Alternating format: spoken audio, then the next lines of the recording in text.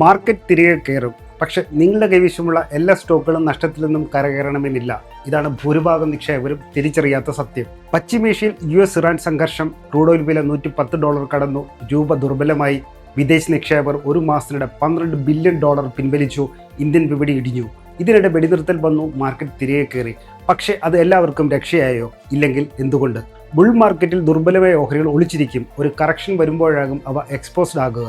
ഇത് കഴിഞ്ഞ് market recovery ചെയ്യുമ്പോഴോ ആദ്യം ഫണ്ടമെൻ്റലി സ്ട്രോങ് ആയിട്ടുള്ള ഓഹരികളാകും ഉയരുക.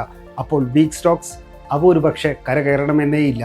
ഒരു സിമ്പിൾ ടെസ്റ്റ് ചെയ്തു നോക്കൂ. ഇന്ന് നിങ്ങളുടെ കൈവശം കുറച്ച് ക്യാഷ് ഉണ്ടെങ്കിൽ ഈ ഓഹരികളൊക്കെ നിങ്ങൾ വാങ്ങുമോ? ഇല്ല എന്നാണ് ഉത്തരമെങ്കിൽ ആ ഓഹരികൾ ഹോൾഡ് ചെയ്യുന്നതിൽ അർത്ഥമില്ല. ഈ 3 റെഡ് ഫ്ലാഗ്സ് ഉള്ള ഓഹരികൾ ഇപ്പോൾ തന്നെ ഐഡന്റിഫൈ ചെയ്യും. 1. തുടർച്ചയായ ക്വാർട്ടറുകളിൽ കമ്പനിയുടെ വരുമാനം മോശമാകുന്നു. 2. വിപണി ഇടിയുമ്പോൾ ഇത് കൂടുതൽ ഇടിയുന്നു, റിക്കവർ ആകുന്നില്ല. 3. കമ്പനിയുടെ കടം കൂടുകയും ചെയ്തു, ക്യാഷ് ഫ്ലോ കുറയുകയും ചെയ്യുന്നു. വിപണി തിരിച്ചടി നേരിടുന്ന വേളയിലാണ് പോർട്ട്ഫോളിയോ ക്ലീൻ ചെയ്യാനുള്ള മികച്ച അവസരം. വീക്ക് സ്റ്റോക്സിൽ നിന്നും എക്സിറ്റ് ചെയ്ത് അതിനെ ഏർണിംഗ് വിസിബിലിറ്റി ഉള്ള, സ്ട്രോങ് മാനേജ്മെന്റ് ഉള്ള മാർക്കറ്റ് ലീഡേഴ്സിലേക്ക് മാറ്റൂ. ബോട്ടം എക്സാക്റ്റായി പിടിക്കേണ്ടതില്ല, ഘട്ടം ഘട്ടമായി നിക്ഷേപിക്കുന്ന രീതി സ്വീകരിക്കും. ഒരു സത്യം തിരിച്ചറിയുക: hope is not an investment strategy. അപ്പോൾ നിങ്ങൾ ചോദിക്കേണ്ട ചോദ്യം ഇതാണ്: മാർക്കറ്റ് റിക്കവർ ആകുമോ എന്നല്ല, സ്വന്തം പോർട്ട്ഫോളിയോ റിക്കവർ ചെയ്യുമോ എന്നാണ്. നിങ്ങളുടെ പോർട്ട്ഫോളിയോ ഇന്ന് തന്നെ ഓഡിറ്റ് ചെയ്യും. ഇത്തരം കൂടുതൽ സ്മാർട്ട് ഇൻവെസ്റ്റിംഗ് ഇൻസൈറ്റ്സിനായി ധനം ഓൺലൈൻ ഫോളോ ചെയ്യൂ, സബ്സ്ക്രൈബ് ചെയ്യൂ.